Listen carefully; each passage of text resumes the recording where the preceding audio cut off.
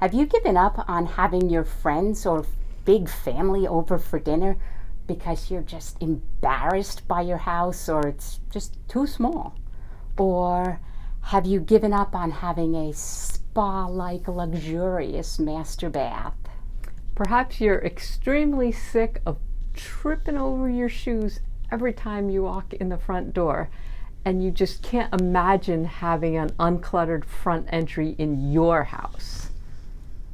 I worked with this one client who was an empty net. They were empty nesters, and they had 2 adult sons and several grandchildren, and they really wanted their house to be the family gathering spot.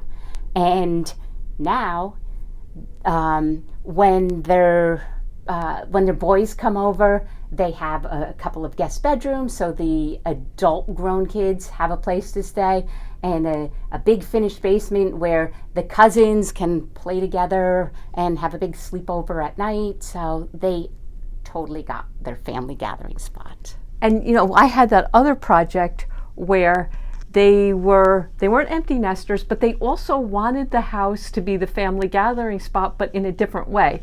They hosted big family gatherings that were the extended family, but it was for like one-day events, Thanksgiving, having everybody over for dinner, that kind of a thing. And so they didn't need all the bedrooms and everything, but they needed that big open floor plan for the communal space. And so now they can host those huge family gatherings.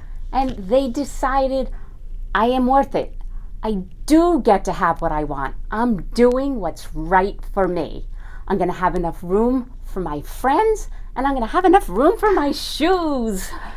So do you want to be like Alicia, who never believed that she could have everything that she wanted in her home? But she told us that she pinches herself every time that she comes home, that every time she drives up to her house, because she loves it so much.